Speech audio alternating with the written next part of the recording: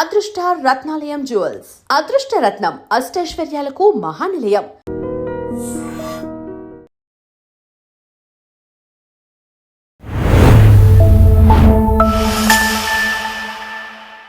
Welcome to lens with Lumbini. PM Modi is not happy with me అని US president Donald Trump ఒక statement pass చేశారు. అంటే హ్యాపీగా ఉండకపోవడానికి reason ఏంటి అంటే అఫ్ కోర్స్ 50% టారిఫ్స్ మన మీద పడుతున్నాయి. సో దీనివల్ల రెండు సైడ్స్ కూడా ఎఫెక్ట్ అవుతున్నప్పటికీ కూడా ఈ ట్రేడ్ వార్ అనేది, టారిఫ్ వార్ అనేది కంటిన్యూ అవుతుంది. సో దీని వెనుక రీజన్స్ ఏంటి అండ్ మోస్ట్ ఇంపార్టెంట్లీ దీనివల్ల ఎఫెక్ట్ అవుతున్నది ఎవరు? కంట్రీసా, కంపెనీసా, కామన్ పీపులా? ఇవన్నీ కూడా డిస్కస్ చేద్దాం. ఈరోజు మనతో పాటు ఉన్నారు ఎకానమిస్ట్ డాక్టర్ అల్లడి అంజయ్ గారు. Let's talk to him. Hello sir. Hello అండి. సో ఈ ట్రేడ్ వార్, టారిఫ్ వార్ అనేది ఎప్పటి నుండో జరుగుతుంది. అండ్ 50% టారిఫ్స్ అంటే మళ్ళీ ఇంక్రీజ్ చేసినాక తర్వాత కూడా ఇంకా అంటే మళ్ళీ ఏమన్నా విత్డ్రా అవుతారా అన్నట్టుగా అనిపించింది. బట్ ఎలాంటి ఇది లేకుండా ఇంపాక్ట్ అనేది అందరి మీద పడుతుంది. 2 sides పడుతుంది ఇన్ఫాక్ట్ చెప్పాలంటే. So who is getting benefit out of it? ఇక్కడ బెనిఫిట్ అనే దానికంటే ఇక్కడ టారిఫ్స్ యొక్క మెయిన్ ఇంపార్టెన్స్ మనం చెక్ చేసుకోవాలి. అసలు టారిఫ్స్ ఎందుకు విధిస్తారు? What is the main objective in economics? అంటే ఇది ఎకానమీ టెక్నాలజీ కాబట్టి మనం ఎకనామిక్స్ పాయింట్ ఆఫ్ వ్యూలో వెళ్దాం. రైట్. అంటే బేసిక్గా క్లాసికల్ ఎకనామిస్ట్లు ఏం చేశారు అంటే ఒక దేశం ప్రొటెక్ట్ కావాలి అనేది వాడి యొక్క మెయిన్ ఇంటెన్షన్ అనమాట. ఒక దేశం ప్రొటెక్ట్ కావాలి, దేశంలో ప్రొడక్షన్ కావాలి, అండ్ కంపెనీస్ కావాలి, ఎంప్లాయీస్ బెనిఫిట్ అవ్వాలి. ఇది మెయిన్ సినారియో. దీన్ని ఫుల్ఫిల్ చేయడం కోసమని స్టార్టింగ్లో క్లాసికల్ ఎకనామిస్ట్ అంటారు, వారు ఈ యొక్క టారిఫ్ పాలసీ తీసుకొచ్చారు. అయితే ఏంటి మెల్లిమెల్లిగా ఏమైందండి టారిఫ్ పాలసీ అనేది? రాజ్యం మారడం అంటే ఇక్కడ గవర్నమెంట్ షిఫ్ట్ అవుతున్న కొద్దీ కొత్తగా వచ్చే లీడర్స్ వారికి అనుకూలంగా మార్చుకుంటున్నారు. స్టార్టింగ్లో ఇది ఒక డెవలప్మెంటల్ సంబంధించిన ఒక సూచిక వాడేవారు, అంటే డెవలప్మెంటల్ ఇండెక్స్గా వాడేవారు. అది చిన్నగా ట్రాన్స్ఫార్మ్ అయిందంటే one kind of pressure index అయిపోయింది. అంటే నేను ఒత్తిడి చేస్తాను. ఎలా ఒత్తిడి చేస్తాను? మాట్లాడను, ఏమి చేయను, ఒక టారిఫ్ ఇంపోజ్ చేస్తాను, వాటిపైన ప్రెజర్ అవుతుంది, అరుస్తాడు, అరిచినాకండి యాక్షన్ తీసుకుందాం అనే కాన్సెప్ట్లో ఉందన్నమాట. ఇది కూడా ఎలా ఉంటుందంటే కంట్రీస్ని బట్టి మారుతుంది. కంట్రీ సైజ్ పెద్దదా, ఎకానమీ సైజ్ పెద్దదా, ఎకానమీ సైజ్ చిన్నదా అనేది ఉంటుందన్నమాట. అయితే వరల్డ్ వైడ్గా చూస్తే ఇప్పుడు ఇండియా పవర్ఫుల్ కంట్రీగా వస్తుంది రోజుకి. చైనా, ఇండియా, రష్యా ఇవి చాలా టాప్ కంట్రీస్ కనబడుతుంటాయి. వీటిని అటాక్ చేయాలనేదే ప్రధాన ఉద్దేశం. ఏదైనా what ever that main intention అనేది బిహైండ్ ఏంటంటే ఈ కంట్రీస్ని కంట్రోల్ చేస్తే ఎంటైర్ వరల్డ్ నా చేతిలో ఉంటుంది అనేది ట్రంప్ గారి యొక్క ఆలోచన. దానికి అనుగుణంగానే మెల్లిమెల్లిగా స్టెప్ బై స్టెప్ ఏంటి టారిఫ్స్ పెంచుకుంటూ వెళ్తున్నాడు. కంట్రీస్ని కూడా మెల్లిమెల్లిగా ఒక రకం this is one kind of encouragement లాగా ఆ దేశంలో చొరబడి అక్కడ ఉండే ఆ ప్రధానమంత్రి కానీ రాష్ట్రపతిని కానీ లాగడము అంటే ఏం లేదండి. ఒక దేశంలో అపెక్స్ పర్సనాలిటీ లేదా ఫస్ట్ పర్సన్ లాక్కొస్తే ఏంటి అంటే వరల్డ్ మొత్తం అతని వైపు చూస్తారనమాట. కొన్ని యాక్షన్ల ద్వారా ప్రజలను మన వైపు తిప్పుకోవడము. ఇక్కడ ట్రంప్ గారి పాలసీ ఏంటంటే ఎంటైర్ వరల్డ్ కంట్రీస్ నా వైపు తిప్పుకోవాలి, అంటే నన్ను చూడాలి అంటే ఏం చేయాలి? ఒక యాక్షన్ కావాలి. ఇక్కడ బేసిక్ ఏంటి అంటే ట్రంప్ గారు బేసిక్గా బిజినెస్ మ్యాన్. అంటే ఒక బిజినెస్ మ్యాగ్నెట్ పాలసీ ఎలా ఉంటుందంటే చిన్న స్టెప్స్ తీసుకుంటూ మొత్తం ఎంటైర్ ఎకానమీ సామ్రాజ్యవాదం అంటారు దీన్ని. ఎకానమీ మొత్తం ఆక్యుపై చేసుకుంటారు. ఈవెన్ ఇంగ్లాండ్ పీపుల్ కానీ బ్రిటిషర్స్ కానీ మన దేశంలోకి వచ్చి మెల్లిమెల్లిగా ఎలా ఆక్రమించుకున్నారో అదే పాలసీ అన్నమాట. వరల్డ్ మొత్తం నా వైపు చూడాలి, నేను వరల్డ్ను డామినేట్ చేయాలి అనేది మెయిన్ ఇంటెన్షన్. అందుకే ప్రతిసారి అంటుంటారు ట్రంప్ గారు అమెరికా ఈజ్ ఫస్ట్ అంటాడు, నాకు దేశమే ఫస్ట్ అనే పాలసీ అంటారు. దానికి ఆపోనెంట్గా మోడీ గారు ఏమంటారు అంటే నేషనలిజం అంటుంటారు. అంటే నాకు నా దేశం చాలా కీలకమైంది, అంటే నా దేశ ప్రజలు ఎక్కడున్నా వరల్డ్ కంట్రీస్లో ఎక్కడున్నా కూడా నా దేశ ప్రజలు ఇంపార్టెంట్. రైట్. ఇక్కడ ట్రంప్ గారు ఏమంటారు? అలా కాదు, నాకు దేశమే ఇంపార్టెంట్ అంటే. ఇట్లా అంటే తన యొక్క ఆధిపత్యాన్ని పెంచుకోవడం కోసం చేస్తున్న ప్రణాళిక అని చెప్పొచ్చు. రైట్. సో మీరు అన్న దాంట్లో మన దేశ ప్రజలు ఎక్కడున్నా బాగుండాలి అనేది నేషనలిజం మన ప్రైమ్ మినిస్టర్ మోదీ గారి ఆయన విజన్ అనుకుంటాం. అయితే మన ఇండియన్స్ ఎవరైతే యుఎస్ లో ఉన్నారో ఆ డయాస్పోరా ఎక్కడైతే అక్కడ ఉందో వాళ్ళు కూడా ఎఫెక్ట్ అవుతున్నారు కదా ఈ టారిఫ్స్ వల్ల. 50% టారిఫ్ అంటే ఒకప్పుడు ఉన్న ప్రైజెస్ కి ఆల్రెడీ ఎక్కువ అనుకుంటే ఇంకా ఇప్పుడు ఎన్ని టైమ్స్ ఎక్కువైపోయింది కదా. సో దాని ఎఫెక్ట్ వాళ్ళ మీద ఎంతవరకు పడుతుంది అండ్ ఒక లాంగ్ రన్ లో ఎలాంటి ఇంపాక్ట్ క్రియేట్ చేస్తుంది అంటారు? ఇప్పుడు ఇక్కడ ఏంటంటే ప్రజలు ఎక్కడున్నాయండి, even they live in India or abroad or America, ఎక్కడున్నా పర్లేదండి, వారిపైన ఇంపాక్ట్ పడాలి అనేది ఇంటెన్షన్ అనమాట. ఫర్ ఎగ్జాంపుల్గా ఏంటి టారిఫ్స్ పెంచినప్పుడు బేసిక్గా జరిగేది ఏంటి అంటే మన దేశం నుంచి ఎక్స్పోర్ట్ అయ్యే కమోడిటీస్ వాల్యూ అనేది పెరిగిద్ది. దానికి ప్రైస్ పెరగడం వల్ల ఎవరు వాటిని ఇంపోర్ట్ చేసుకోరు, మెయిన్గా అమెరికన్ కంట్రీస్కి వెళ్ళవు. ఫర్ ఎగ్జాంపుల్ అమెరికా కంట్రీలో మా ఫ్రెండ్ ఒక కంపెనీ ఉంది, అతను ప్రొడక్షన్ చేస్తుండే చిన్న స్మాల్ స్కేల్ ఇండస్ట్రీ లాంటిది ఒక కంపెనీ ఉంది. అతను ఈ ఇంపాక్ట్ వల్ల ఏం చెప్పాడంటే నాతో పర్సనల్ చెప్పింది ఏంటి అంటే ప్రైసెస్ పెరిగాయి, raw material what is exported from India to America, ఆ ప్రైసెస్ పెరిగినాయి. ఓకే. దానివల్ల తనకు వచ్చే మార్జిన్, ప్రాఫిట్స్ తగ్గిపోయినవి. ఇమ్మీడియట్లీ ఏం చేశారంటే తన ప్రాఫిట్స్ తగ్గిపోయాయి కదా, అక్కడ పనిచేసే ఆ ఇండియన్ ఎంప్లాయీస్ ఉంటారు కదా, వాళ్ళని రిమూవ్ చేశారు. చూడండి, డైరెక్ట్గా ఎవరిపైన పడింది ఇంపాక్ట్? కంపెనీ ఇన్కమ్ పైన పడింది. సెకండ్, ఎంప్లాయ్మెంట్ తగ్గిపోయింది. అంటే టారిఫ్ అనేది చిన్న అంశమే కానీ అది మొత్తం అందరిపైన ఇంపాక్ట్ చూపిస్తుంది. ఫైనల్గా రూపీ డిప్రిషియేట్ అవుతుంది. ఈ మధ్య మనం చూసాము, మన ఇండియన్ రూపీ 90 రూపీస్ కిందే ఇంకా తగ్గిపోతుంది రోజు రోజుకి. ఎందుకు తగ్గుతుంది? రీజన్ ఏంటి అంటే రీజన్ ఏం లేదు, సింపుల్గా ఆ తీసుకున్న పాలసీ, టారిఫ్ పాలసీ కూడా దీనికి ఇంపాక్ట్ చూపిస్తానమాట. ఈ టారిఫ్ పాలసీ వల్ల ఏమవుతుంది? ప్రాఫిట్స్ రాని కంపెనీస్ అన్ని విత్డ్రా చేసుకుని వెళ్ళిపోతున్నాయి. ఎఫ్డిఐలు ఇన్వెస్ట్ చేసేవారు తగ్గిపోతున్నారు. ఎఫ్పిఐ ఉంటుంది, ఫారిన్ పోర్ట్ఫోలియో ఇన్వెస్ట్మెంట్స్, వాళ్ళు డ్రాప్ అవుట్స్ అయిపోతున్నారు. ఇలా కావడం వల్ల ఏమవుతుంది? మన ఆటోమేటిక్గా మన ఇండియన్ కరెన్సీ యొక్క వాల్యూ మెల్లిమెల్లిగా తగ్గిపోతుంది. ఇగో ఇన్ని రకాల ఇంపాక్ట్స్ ఉంటాయి. ఇది కన్జ్యూమర్స్ పైన ఇంపాక్ట్ పడుతుంది, ప్రొడ్యూసర్స్ పైన, ఈవెన్ కామన్ మ్యాన్ పైన పడుతుంది. ఎక్స్పోర్ట్స్ ఇంపోర్ట్స్ పైన పడతాయి, అదర్ కంట్రీస్ ఎక్స్పోర్ట్స్ ఇంపోర్ట్స్ పైన పడతాయి. టోటల్గా చూస్తుంటే దేశంలో ప్రజలు సైకలాజికల్గా కూడా డిప్రెస్ అవుతుంటారు. గవర్నమెంట్ పాలసీస్ పైన ఇంపాక్ట్ పడుతుంది. పదే ఈ టారిఫ్స్ పెంచడం వల్ల రూలింగ్ చేస్తున్న ఎవరైతే ఉంటారో person are cabinet including prime minister, వాళ్ళ సైకలాజీ కూడా దెబ్బతింటుంది. దీనివల్ల ప్రాపర్గా పాలసీ చేయలేకపోతారు. దీనివల్ల ఫారిన్ ట్రేడ్ పాలసీ ఇంపాక్ట్ పడుతుంది. ఎప్పుడైతే ఫారిన్ ట్రేడ్ పాలసీ పైన ఇంపాక్ట్ పడుతుందో వరల్డ్ కంట్రీస్కి మన యొక్క పాలసీ నెగటివ్ ఉంటే వరల్డ్ కంట్రీస్ అంతా మనకు అగెనిస్ట్ అవుతుంటారు. కాబట్టి ఇక్కడ ఈ చిన్న ఎఫెక్ట్ వల్ల కూడా ఎవరు కూడా, అంటే గవర్నమెంట్ కానీ ఈవెన్ క్యాబినెట్ మినిస్టర్స్ కానీ ఎవరు కూడా స్పీడ్ డిసిజన్ తీసుకోవద్దు. అందుకే మీరు గమనించండి, మోడీ గారు ఎక్కడ ఏం మాట్లాడు, చాలా సైలెంట్గా ఉంటారు. రీజన్ ఏంటి అంటే ఎప్పుడైతే ప్రెజర్ ఉంటుందో అప్పుడు సైలెంట్గా ఉండడమే చాలా కీలకం. మన సైకాలజీ ఫిలాసఫర్ చెప్తుంటాం మేము, ఏమంటే ప్రెజర్ ఉన్నప్పుడు చాలా ప్రశాంతంగా కూల్ డౌన్ కాండి, ఆఫ్టర్ సమ్ టైమ్ ఆటోమేటిక్గా ఆన్సర్ అదే వస్తుంది. యాక్షన్ మార్చుకోవచ్చు, రెండు యాక్షన్ డిఫాల్ట్గా మారొచ్చు, అదే గవర్నమెంట్ వాళ్ళు అదే టారిఫ్స్ తగ్గించుకోవచ్చు. ఇలాంటి సినారియో కనబడుతూ ఉంటుంది. ఓకే, సో మీరు అన్నట్టుగా ప్రైమ్ మినిస్టర్ మోదీ గారు సైలెంట్ గా ఉన్నారు, అంటే దాని గురించి ఎక్కడ అతిగా మాట్లాడడం కానీ ఇలాంటి దాని గురించి ఒక డిబేట్ పెట్టడం లాంటిది చేయలేదు. బట్ అగైన్ ఆ పర్సనల్ లెవెల్లో రిలేషన్ మెయింటైన్ చేయడంలో ఆయన ఎప్పుడు ముందు ఉంటారు. నాట్ జస్ట్ యుఎస్ ప్రెసిడెంట్ కానీ రష్యన్ వాళ్ళతో కానీ ఎవరితో అయినా మెయింటైన్ చేస్తారు. ఆ పర్సనల్ రిలేషన్ వల్ల కూడా ఒక్కోసారి ఇలాంటివి జరిగినప్పుడు డైరెక్ట్ గా మాట్లాడలేరు, డైరెక్ట్ గా క్వశ్చన్ చేయలేరు. సో ఈ పర్సనల్ లెవెల్ రిలేషన్స్ మెయింటైన్ చేయడం వల్ల ఓవరాల్ గా నాట్ జస్ట్ కంట్రీస్ కదా, ఇక్కడ గ్లోబల్ లెవెల్ కదా, సో దాని ఇంపాక్ట్ ఎలా ఉంటుంది అంటారు? ఇక్కడ ఇందాక చెప్పినట్టుగానే ఇక్కడ ట్రంప్ అండ్ మోడీ కన్వర్షన్ మనం చూసినప్పుడు చాలా గమ్మత్ అనిపిస్తుంది. Is my close friend and best friend in the world అంటారు అప్పుడప్పుడు ట్రంప్ గారు అంటారు. నాకు చాలా సన్నిహితమైన వ్యక్తి అంటుంటాడు, కానీ నేను ఎక్కడ కూడా ఎగ్జామ్షన్ ఇవ్వను. Business is business, friendship is friendship. జనరల్గా ఎలా ఉంటుంది? చాలా గమ్మతైన విషయం అన్నమాట. సైకలాజికల్ పరంగా చూస్తుంటే పర్సనల్ అండ్ ప్రొఫెషనల్ రెండు ఉంటాయి. పర్సనల్గా మోడీ గారు నాకు చాలా బెస్ట్ ఫ్రెండ్ అంటాడు. ప్రొఫెషనల్ చూస్తుంటే నేను ప్రొఫెషనలిజం ప్రకారంగా వెళ్తున్నప్పుడు నా యాక్షన్ నేను తీసుకుంటాను, నా కంట్రీ పాలసీని నేను ఇంప్లిమెంట్ చేస్తాను అని. ఇక్కడ ఏంటి ట్రంప్ గారి పాలసీ ఏంటంటే నా దేశం యొక్క భద్రతను ఫస్ట్ కాపాడుతాను. ఇక్కడ భద్రత అంటే ఏమొస్తుందంటే not only this external or internal security, ప్రజలకు సెక్యూరిటీ, సేఫ్టీ కల్పిస్తాను, వెల్ఫేర్ కల్పిస్తాను, ఎంప్లాయ్మెంట్ జనరేట్ చేస్తుంటాను. ఇక్కడ సెకండ్ పాయింట్లో ఎంప్లాయ్మెంట్ జనరేట్ చేస్తున్నాను అంటున్నాడు కదా, దానికి ఏం చేస్తున్నా ఆ దేశంలోని ప్రజలకు ఎంప్లాయ్మెంట్ కావాలి అంటే ఇతర దేశాల వాళ్ళని మెల్లమెల్లగా తగ్గించాలి. ఆ తగ్గించడానికి H1B వీసా కానీ L1 వీసాస్ పైన కంట్రోల్ పెట్టారు. దీనివల్ల ఏమవుతుంది? ఆటోమేటిక్గా మన కంట్రీ నుంచి ఫారిన్ అమెరికా వెళ్ళే వాళ్ళు ఆటోమేటిక్ తగ్గిపోతారు. డిఫాల్ట్ అక్కడ ఎంప్లాయ్మెంట్ పెరిగిపోతారు అన్నమాట. ఇలా this is not direct action, indirect actions అంటారు వీటిని. అంటే ఒక దగ్గర చిన్న స్టోన్ వేయడం వల్ల ఇంకో దగ్గర కదలికలు వస్తాయన్నమాట. అది ఒక ఫిలాసఫీలో ఒక సిద్ధాంతం ఉంటుంది అనమాట. నిలకడైన ఒక కొలనులో చిన్న ఒక స్టోన్ ఏమంటారు, నీళ్లు చాలా స్టేబుల్గా ఉన్నాయి, ఒక స్టోన్ ఇస్తే మెల్లమెల్లగా టైట్ సార్లు వస్తున్నాయి. అంటే కదలిక చలనం వచ్చిందా లేదంటే వచ్చింది. వాళ్ళ ఇంటెన్షన్ ఏంటి? చేంజ్ రావాలి అనేది ఇంటెన్షన్. అది పాజిటివా నెగటివా మళ్ళీ మనమే ఐడెంటిఫై చేయాలి. సార్ చేంజ్ మంచిదా? ఎస్, అబ్సల్యూట్లీ మంచిది. కానీ సమ్ టైమ్స్ పాజిటివ్ వస్తే చాలా మంచిది, నెగటివ్ వస్తే చాలా చెడ్డది. అది ఎకానమీ పైన ఇంపాక్ట్ చూపించాలి, పాజిటివ్ ఇంపాక్ట్ చూపించాలి. మళ్ళీ ఎప్పుడు రిపీటెడ్గా వస్తుంటాయి అనమాట. ప్రొడక్షన్ పెరగాలి, కరెన్సీ వాల్యూ పెరగాలి, ఎక్స్పోర్ట్స్ పెరగాలి మన పాయింట్ ఆఫ్ వ్యూలో, అప్పుడు దేశానికి బెనిఫిట్ అవుతుంటుంది. ఇప్పుడు వెనిజులా వార్ జరిగింది. ఈ వార్లో అబౌట్ ఒక 90,000 బ్యారెల్ ఎవ్రీడే ప్రొడక్షన్ అవుతుంది. పర్ డే ప్రొడక్షన్ పిలుస్తుంటారు. $90,000 బ్యారెల్ ప్రొడక్షన్లో ఏం చేస్తున్నారంటే అరౌండ్ 75% చైనాకి ఎక్స్పోర్ట్ చేస్తున్నారు. ఇక్కడ ఒక లాజిక్ పాయింట్ ఉంటుంది అనమాట.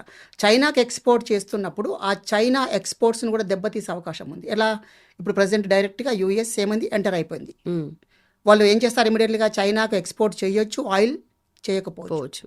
వాళ్ళ పాలసీ ఏదైనా ఉంటుంది అది. చిన్న టెక్నిక్. ఓకే. గతం యుఎస్ పాలసీలో భాగంగా ఒకవేళ చైనాకి ఎక్స్పోర్ట్ చేయకపోతే వరల్డ్ వైడ్గా ఉన్న అన్ని వస్తువుల ధరలు పెరుగుతాయి. ఓకే. దట్ ఈస్ సింపుల్ కాదు, ఇన్ఫ్లేషన్ అనేది పెరిగిద్ది. ఎందుకు అనేది ఎవరికి అర్థం కాదు. ఏమైంది, వెనిజులా నుంచి సింపుల్గా వచ్చే ఆయిల్ చైనాకి రాలేదు. చైనాకి రాకపోవడం వల్ల కాస్ట్ పెరిగిపోయింది. ఆ కాస్ట్ పెరిగిపోవడం వల్ల వీళ్ళు ప్రొడక్షన్ కాస్ట్ పెంచుతారు. మనం అనేక వస్తువులు వీఆర్ ఇంపోర్టింగ్ ఫ్రమ్ చైనా. ఈ మొబైల్స్ కావచ్చు, నెంబర్ ఆఫ్ ఎలక్ట్రానిక్ గూడ్స్ చాలా ఉన్నాయి. ఈ వస్తువుల ప్రైస్లు అన్నీ పెరిగిపోతాయి. ఎక్కడో వెనిజులాలో చిన్న ఎఫెక్ట్ జరిగితే ఇండియాలో ప్రైస్ పెరిగిద్ది, ఇండియాలో ఇన్ఫ్లేషన్ పెరిగిద్ది, ఇండియాని నమ్మకుండా పోయే అవకాశం ఉంటుంది. చాలా ఎకానమీ చాలా గమ్మత్తుగా ఉంటుంది అనమాట. These are called macro economic changes అంటున్నాం అనమాట. ఏం చేయరు, చిన్న పాయింట్ దానివల్ల ఎంటైర్ ఎకానమీ డిస్టర్బెన్స్ అవుతూ ఉంటుంది. ఇలా ఇప్పుడు ట్రంప్ గారి పాలసీ ఏంటంటే, యాక్చువల్గా this is my personal opinion, ఎలా ఉంటుందంటే జస్ట్ వెనిజులా ద్వారా చైనాని అటాక్ చేస్తున్నాడు ఇండైరెక్ట్గా, రష్యాని కూడా అటాక్ చేస్తున్నాడు, అంటే ఇండియాని క్లోజ్ చేసుకుంటున్నాడు. డౌట్ వస్తుంది చాలామందికి, సార్ ఇండియాని ఎలా క్లోజ్ చేసుకుంటున్నాడు? మన భారతదేశం యొక్క different oil companies, oil India company కావచ్చును, అదర్ కంపెనీస్ వెనిజులాలో ఇన్వెస్ట్మెంట్ చేస్తున్నాయి. వాళ్ళు డిఫరెంట్ ప్రొడక్షన్లో పార్టిసిపేట్ చేస్తున్నారు. ఓఎన్జీసీ విదేశ్ లిమిటెడ్ అనే ఒక కంపెనీ ఉంది ఇండియాకి. ఆ విదేశ్ లిమిటెడ్ కంపెనీ ఏం చేస్తుందంటే, సుమారుగా వాళ్ళు మనకు ఒక $1 బిలియన్ అమౌంట్ డ్యూ ఉన్నారండి. డివిడెండ్స్ మనకి ఇవ్వాలి. అక్కడ వచ్చిన ప్రాఫిట్లో వీఆర్ సపోర్టింగ్ ప్రొడక్షన్ ప్రాసెస్లో ఆ డాలర్స్ మనకి ఇవ్వాల్సింది. ఆ డివిడెండ్ అంతా హోల్డ్ చేసి పెట్టారు ఇప్పటికీ. ఒకవేళ ఆ మనీ మన ఇండియాకి వచ్చిందనుకోండి, ఇప్పుడు for example Modi and Trump relation పెరగాలని ఏం చేస్తారు, సింపుల్గా అక్కడ ఉండే ఆ డివిడెండ్స్ అన్ని పాస్ చేస్తారు. మన ఇండియాకి ఇన్కమ్ సోర్స్ పెరిగిద్ది, ఇంకా బాండింగ్ పెరిగిద్ది. అప్పుడేమైతే ఆటోమేటిక్గా అక్కడికే మీరు రండి, మీరే ప్రొడక్షన్ చేసుకోండి, మీరు ఆయిల్ షిఫ్ట్ చేసుకోండి, just don't import from Russia. Close.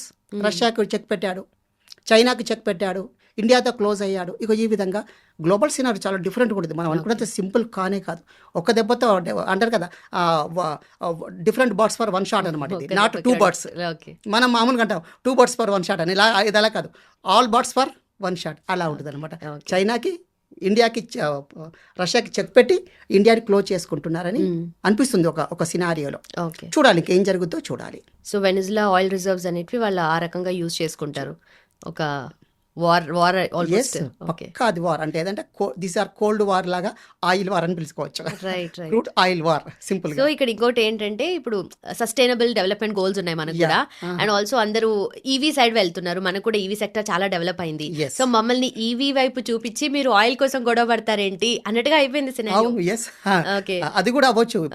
ఎలా ఉంటుందంటే అక్కడ డిపెండెన్స్ అనమాట. ఇప్పటికీ ఈవెన్ దో ఇండియా చాలా పెద్ద కంట్రీ, ప్రొడక్షన్ ఎక్కువ ఉంది, కన్జంప్షన్ చాలా ఎక్కువ ఉంటుంది. వరల్డ్ వైడ్గా చూస్తే హైయెస్ట్ కన్జంప్షన్ ఇండియాలో ఉంటుంది. వాట్ ఎవర్, ఈవెన్ చూడండి మీరు యాపిల్ ఫోన్ ఉంది కదండి, అది కూడా ఇండియాలోనే హైయెస్ట్ కన్జ్యూమ్ చేస్తుంటారు. అంటే మనమే పెద్ద డిమాండ్, వరల్డ్ వైడ్గా అతిపెద్ద డిమాండ్ ఎవరంటే ఇండియా. అసలు ఇండియన్స్ అందరూ కూడా మేము ఏ దేశాల వస్తువులు కొనమని వన్ డే స్ట్రైక్ చేస్తే వరల్డ్ కంట్రీస్ అన్ని కొలాప్స్. అంత డేంజరస్గా ఉంటుంది. సో గ్లోబలైజేషన్ అని అంటాం మనము, మార్కెట్స్, అన్ని కంట్రీస్ మార్కెట్స్ అందరికీ అన్నిటికీ ఓపెన్ అని చెప్పి, బట్ ఇది మనకు నెగిటివ్ ఇంపాక్ట్ అనుకోవచ్చా ఈ రకంగా చూస్తే? మళ్ళీ అదే economy point of view negative ఉండదు, బోత్ సైడ్స్ ఉంటాయి అనమాట. మనం దాన్ని ఎలా యూటిలైజ్ చేసుకుంటున్నాం, దాన్ని ఎలా రిసీవ్ చేసుకున్నాం అనేది ఇంపార్టెంట్. ఫర్ ఎగ్జాంపుల్ చూడండి, మనకు చాలా వస్తువులు రిక్వైర్మెంట్ ఉన్నవి, అవి ఫారిన్ కంట్రీస్ నుంచి మనం ఇంపోర్ట్ చేసుకుంటున్నాం. గ్లోబలైజ్డ్ ఎకానమీలో ఇది సింపుల్ మెథడ్ అనమాట. గ్లోబలైజ్డ్ ఎకానమీలో ఎవరైనా ఎక్కడి నుంచైనా వస్తువులు తెచ్చుకోవచ్చు. అప్పుడు మనం ఏం చేస్తాం, చీపర్ కమోడిటీ ఉంటుంది కదా, తక్కువ ప్రైస్, ఆ తక్కువ ప్రైస్ కమోడిటీ మనం ఇంపోర్ట్ చేసుకుంటాం. అప్పుడు మనకు బెనిఫిట్ కదా. రైట్. అదేవిధంగా మన దగ్గర ఎక్కువ ప్రొడక్షన్ అవుతున్న వాటిని ఎక్స్పోర్ట్ చేస్తాము, అది కూడా మన ఎకానమీకి బెనిఫిటే. గ్లోబలైజ్డ్ ఎకానమీలో ఎలా ఉంటుంది, రిసోర్స్ అవైలబిలిటీ ఆధారంగా చేస్తుంటారనమాట. కానీ కండిషన్స్ ఉంటాయి ఇక్కడ. ఫర్ ఎగ్జాంపుల్ మన ఇండియాలో ఆనియన్ ఉందనుకోండి, ఆనియన్ ఎక్స్పోర్ట్ చేయడము రిస్ట్రిక్టెడ్, ఎందుకంటే మన ఇండియన్ సరిపోయేంత ఆనియన్ ప్రొడక్షన్ అవ్వట్లేదు. ఒకవేళ అంతకన్నా మోర్ దాన్ ప్రొడక్షన్ అయితే ఏం చేస్తారు, కొంచెం లిమిటెడ్గా మన ఇండియాలో పెట్టుకొని రిమైనింగ్ పార్ట్ ఎక్స్పోర్ట్ చేసుకునే అవకాశం ఉంటుంది. ఇలా కొన్ని కండిషన్స్ అనమాట. షుగర్ కావచ్చు, ఇలా ఉన్నాయి కొన్ని. ఆ గ్లోబలైజ్డ్ ఎకానమీలో కండిషన్స్ కూడా ఉన్నాయి. అంటే గ్లోబలైజ్డ్ ఎకానమీ అనేది not for all commodities, there are little bit restrictions అని చెప్పి, ఆ లిమిటేషన్స్ తోనే ఉంటుంది అనమాట. సో ఇప్పుడు టారిఫ్స్ గురించి మాట్లాడితే ఇది ఒక ఎకనామిక్ టూల్ గా వాడుతున్నారా, లేదంటే ఒక పొలిటికల్ గేమ్ చేంజింగ్ ఆస్పెక్ట్ లో చూడొచ్చు? ఇప్పుడు ఇది చూస్తే మాత్రం పొలిటికల్ గేమ్ చేంజింగ్ కంటే ప్రెజరైజ్డ్ టూల్ అనమాట. ప్రపంచ దేశాలు మేము ప్రెజరైజ్ చేస్తాము, మేము చాలా స్ట్రిక్ట్, మేము మేము చాలా కఠినమైన ఆంక్షలు విధిస్తాము, మేము ఎవరికి తగ్గేది లేదు, మా బెస్ట్ ఫ్రెండ్ మోడీతోనే మేము క్లోజ్గా ఉంటూ టారిఫ్స్ విధిస్తున్నాము, మీరు మాకెంత ఓకే ఇండికేషన్. రైట్ రైట్ అంటే వరల్డ్ కంటే జాగ్రత్తగా ఉండండి. ఒక దేశానికి వెళ్ళి ఆ దేశంలో ఉండే top personalities, first person and వాళ్ళ వైఫ్ని తీసుకొచ్చాము, సెకండ్ ఇండికేషన్. చిన్న చిన్న దేశాలు జాగ్రత్తగా ఉండండి, చిన్న టంగ్ స్లిప్ అయినా యాక్సెప్ట్ ఊరుకునేది లేదు అని సెకండ్ ఇండికేషన్. ట్రేడ్కి సంబంధించి ట్రేడ్ మేము చెప్పినట్టు వినాలి, ఎక్స్పోర్ట్స్ ఇంపోర్ట్స్ అనేవి అకార్డింగ్ టు ట్రంప్ పాలసీ లాగా ఉండాలి, అంతేగాని మీ ఇష్టం కాదు అలా ఉంటే మేము యాక్షన్ తీసుకుంటాము. మూడోది, ఇందాక 3 కంట్రీస్ చెప్పాం, చైనా, రష్యా, ఇండియా అని. ఈ దేశాల్లో ఎలా గేమ్ వాడాలో డిసైడ్ చేసుకొని ప్లాన్డ్గా వెళ్తున్నారు. వరల్డ్ కంట్రీస్ అన్ని వీటిని ఐడెంటిఫై చేస్తున్నాయి. ఇది 4th పాయింట్. ఇట్లా ప్రతి దాంట్లో ఒక చూపిస్తున్నారు అనమాట, నేనేంటి అని చూపిస్తున్నారు. ఎవరు? ట్రంప్ గారు. Trump. Okay. But again sir, ఇప్పుడు మనం ఎకానమీ పాయింట్ ఆఫ్ వ్యూలో చూసుకున్నా, ఏదన్నా కంపెనీతో మనం ట్రేడ్ చేస్తున్నాం, ఏదన్నా కంట్రీతో మనం ట్రేడ్ చేస్తున్నాము అంటే చాలా క్యాల్కులేషన్స్ మనకి ఉంటాయి, వాళ్ళకి ఉంటాయి. It's all give and take policy కదా.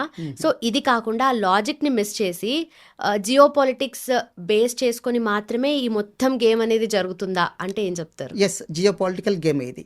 ఇప్పుడు మనకి ఎలా ఉంటుంది అంటే, ఏ కంట్రీ బైలేటరల్ అగ్రిమెంట్ ఉంటుంది, మల్టీలేటరల్ అగ్రిమెంట్ ఉంటుంది. కొన్ని దేశాలు కలిసి ఒక కూటమిగా సెటప్ అవ్వడము, అలా చాలా ఉన్నాయి. ఒపెక్ కంట్రీస్ అని, ఏషియన్ కంట్రీస్ అని, ఇట్లా చాలా కంట్రీస్ గ్రూప్స్ ఉంటాయి అనమాట. వాళ్ళంతా కలిసి ఒక పాలసీ తీసుకొచ్చుకొని అందరూ కలిసి డెవలప్ అవ్వడం, దీన్ని మనం విన్ విన్ పాలసీ అంటాము. బోత్ విల్ గెట్ ప్రాఫిట్ అనమాట.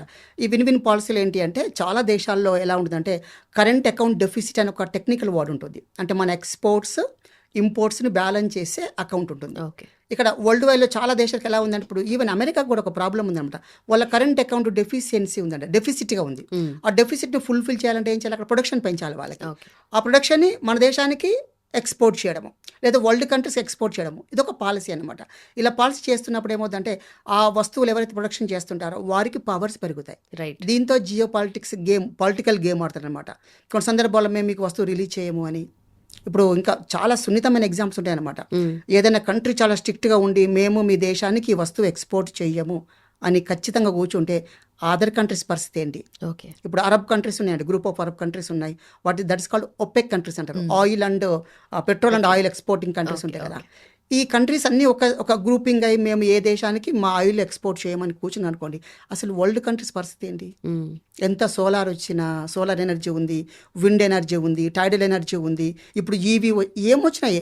సో మెయిన్ సోర్స్ ప్రజెంట్ ఏంటి అంటే పెట్రోల్, డీజిల్, క్రూడ్ ఆయిలే కదా. మరి ఇది లేకుండా మనం ఏం చేయలేము కదా. రిక్వైర్మెంట్స్ మీట్ అవ్వాలంటే డెఫినెట్గా మన దగ్గర ఎంత రిసోర్స్ ఉన్నా, ఎన్ని డబ్బులున్నా కూడా ఏం చేయలేమండి. ట్రాన్స్పోర్ట్ అవ్వాలి కదా, పెట్రోల్ కావాల్సింది. ఇగో ఈ విధంగా కాకపోతే మెల్లగా షిఫ్ట్ అవుతుంటుంది. ఇక్కడ ఎకానమీలో ట్రాన్స్ఫర్మేషన్ అంటుంటాం జనరల్గా. అంటే మెల్లిగా ఏంటి అంటే, రిసోర్స్ ఎంత ఉన్నా కూడా వాటిని యూటిలైజేషన్ చేసే కెపాసిటీ, చేంజ్ చేసే కెపాసిటీ మెల్లమెల్లగా మారుతుంది అనమాట. అలా ప్రజెంట్ ఇండియా అనేది లాంగ్ టర్మ్ పాలసీలు ఇవి చేస్తున్నది. ఇప్పుడు ఈవీ చూడండి, వరల్డ్ వైడ్గా చూస్తే మనం ఈవీలో మంచి టాప్ పొజిషన్లోకి వెళ్తున్నాం మెల్లమెల్లగా. ఈ విధంగా జిలో అంతా పొలిటికల్ గేమ్ అండి ఇది. నాట్ అసలు this is not a real fair game. అదేవిధంగా మనకు ఎకనామిక్స్ సూచించిన ఎకానమిక్ టూల్ కాకుండా పోయింది. అండ్ ఒక విధంగా పొలిటికల్గా మేమేంటి చూపించుకోవడానికి ఆ టూల్ వాడుతున్నారు. అదే టారిఫ్స్. అసలు యాక్చువల్గా టారిఫ్స్ అనే దానికి మంచి ఎకానమీలో పెద్ద డెఫినేషన్ ఉంటుంది. ఎకనామిస్ట్ చాలా ముందు ఫోర్ సైడ్తో దే ప్రిపేర్డ్ వెల్. అది ఒక డెవలప్మెంట్ ఇండెక్స్ అండ్ బేసిక్గా దాన్ని జస్ట్ మార్చారు. డెవలప్మెంట్ టూల్గా ఉన్నదాన్ని వీళ్ళు షిఫ్ట్ చేశారు. రైట్. సో ఇప్పుడు వెనిజులా యుఎస్ క్రైసిస్ నుండి ఇండియా మీద ఎలాంటి ఇంపాక్ట్ పడుతుంది సార్? చాలా తక్కువ ఇంపాక్ట్ పడుతుంది. ఒక విధంగా లాంగ్ రన్లో మనకు అది ఫేవరబుల్ అవ్వచ్చు. రైట్. ఎందుకంటే మనం ఇంపోర్ట్ చేసుకున్న ఆయిల్ చాలా తక్కువ, లెస్ దెన్ 1% కూడా లేదు మన import. Oil import from Venezuela just less than 1%. కానీ ఈ క్రూడ్ ఆయిల్ అంతా తర్వాత ఎక్స్ట్రాక్ట్ చేసి ప్రొడక్షన్ పెంచితే అప్పుడు మనం ఒకవేళ తీసుకునే పర్సెంటేజ్ పెరగచ్చు కదా. అక్కడ ఏంటంటే, ఇప్పుడు ఎవరో ట్రంప్ ఎంటర్ అయ్యారు అక్కడ ఆ కంట్రీలో. ఇప్పుడు అక్కడ ఏంటి, మన కంపెనీ అక్కడ పనిచేస్తుంది. ఈ ఇందాక చెప్పాను కదా, విదేశ్ లిమిటెడ్ కంపెనీ. ఆ కంపెనీ ఏమవుతుంది అంటే, ఇన్ ఫ్యూచర్ ఓఎన్జీసీ వాళ్ళ కంపెనీ, అది అక్కడ ఒక ఎక్స్ట్రాక్ట్ అవకాశం ఇస్తే మన దేశానికి, అప్పుడేమవుతుంది, కంప్లీట్గా అక్కడ ఉండే వెలికితీతలన్నీ మన కంపెనీ తీస్తుంది. తీస్తే అందులో మెజారిటీ వాటా మనకే వస్తుంది. జనరల్గా ఏ కంట్రీ బిడ్డింగ్ చేసుకొని టెండరింగ్ చేసుకుందో ఆ కంట్రీకి బెనిఫిట్ ఎక్కువ అవుతుంది అనమాట. అప్పుడు మనకి లాంగ్ రన్లో బెనిఫిట్ అవ్వచ్చు. నేను ఇందాక చెప్పాను ఒక పాయింట్ మీకు, ఆ ఆయిల్ మనకిస్తూ రష్యా నుంచి వచ్చే ఆయిల్ని మీరు కట్ డౌన్ చేయండి, ఇండైరెక్ట్ ఇంపాక్ట్ ఆన్ రష్యా, ఈ పాలసీ తీసుకురావచ్చు. జరగవచ్చు, దేర్ ఈస్ ప్రాబిలిటీ ఉంది. ఓకే. ఓకే. బట్ మనం ఒక సైడ్ నుండే చూసుకుంటే ఎందుకంటే యూఎస్ మీద మనం డెఫినెట్లీ ఆ డిపెండెన్సీ అయితే ఉంది.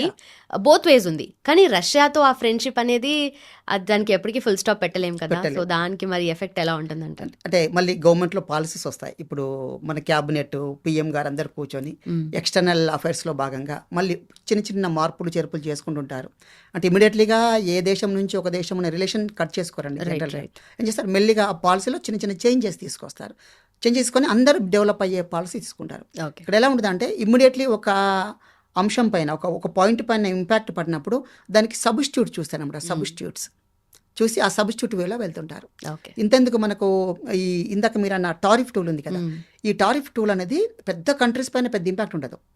పెద్ద కంట్రీస్ పైన టారిఫ్ టూలు ఇంపోజ్ చేయగానే ఏం చేస్తారంటే వీళ్ళు సింపుల్గా ఆల్టర్నేటివ్ వేస్ వెతుకుతుంటారు.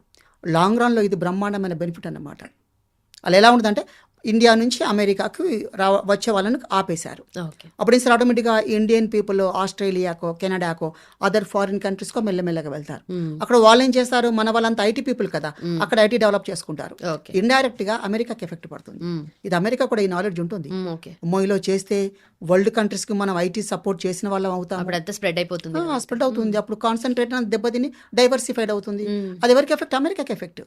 అప్పుడు అమెరికా ఇంకా డీలా పడిపోవచ్చు. కాబట్టి అమెరికా అంత స్పీడ్గా నిర్ణయం తీసుకోవద్దు, ఆచితూచే. మనకు కనబడ్డంత అగ్రెసివ్నెస్ ఉండదు లోపల.